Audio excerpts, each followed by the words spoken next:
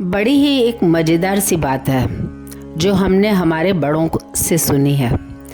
3 तिगाड़ा काम बिगाड़ा। ये क्या है? जब भी किसी मंगल कार्य के लिए वो लोग जाते थे तो वो कहते थे कि 3 लोग एक साथ मत जाओ। खाना परोसते थे तो कहते थे 3 चपाती एक साथ मत परोसो। थाली में 3 चीज़ें नहीं होनी चाहिए। ये 3 का क्या झमेला है?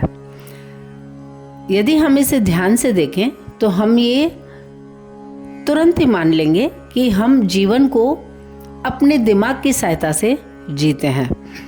ये एक प्रश्न है कि दिमाग जीता है या हम जीते हैं, लेकिन दिमाग ना हो तो हम किसी भी कार्य को संपन्न नहीं कर सकते हैं।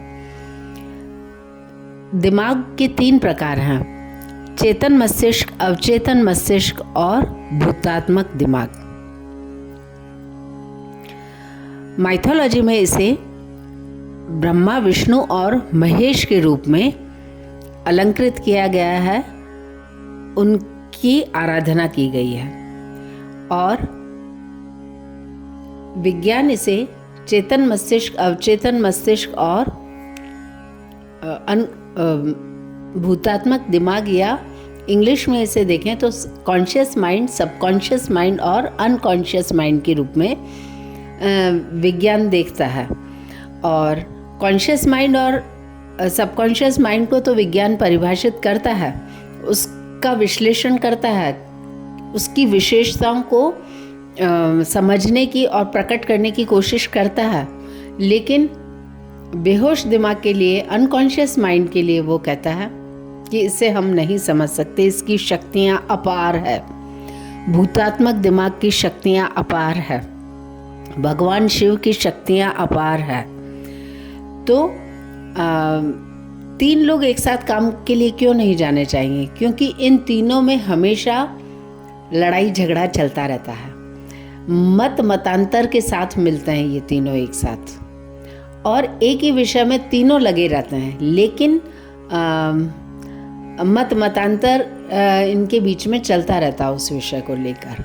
लेकिन यदि तीनों एक साथ हो गए तो फिर वो काम अकॉम्प्लिश हो जाता है, यानी कि फिर उसकी आवश्यकता नहीं रहती। मंगल कार्य वो कार्य होते हैं जो हमें कंटिन्यूटी में चाहिए। तो इसलिए 3 लोगों का एक साथ जाना प्रतीक रूप में अस्वीकार किया गया। करीब करीब सभी संस्कृतियों ने इसे किसी न किसी रूप में स्वीकार किया। 3 के अंक की महिमा। अंक ज्योतिष में देखें तो 1 का अंक भगवान सूर्य का है, 2 का अंक चंद्रदेव का है और 3 का अंक बृहस्पति ग्रह का है। बृहस्पति ग्रह ने यदि थोड़ी सी कोशिश और की होती तो खुद अपने आप में एक स्वतंत्र तारा होते। चंद्रमा तो हम सब जानते हैं हाउ स्टाइलिश इट इज, और सूर्यदेव के प्रशंसा में तो हम क्या ही बोले। हमारे मतलब समय कम पड़ जाएगा, शक्ति कम पड़ जाएगी, लेकिन हम उनकी विशेषताओं का वर्णन नहीं कर सकेंगे। तो अंक ज्योतिष की बात हुई है। अब यदि हम 3 को 3 से मल्टीप्लाई करते हैं तो हमारे पास में प्राकृतिक अंक होते हैं 9। प्राकृतिक अंक 9 है, मतलब प्रकृति को हमने 9 अंक दिए हैं। पूरे विश्व की संस्कृतियां करीब करीब इसी पैटर्न पर काम करती रही हैं। और भारत में देवी भगवती के 9 रूप माने गए हैं। शास्त्र हमें ये बताते हैं कि सबसे पहले देवी भगवती थी और उसने अपनी कार्य सिद्धि के लिए ब्रह्मा, विष्णु और महेश को जन्म दिया, उत्पन्न किया। हम सब की माँ एक है, इसका उत्तर विज्ञान देता है। कोशिका में किसी भी लिविंग बॉडी की सेल में माइटोकॉन्ड्रिया होता है, जिसे पावर हाउस बोलते हैं।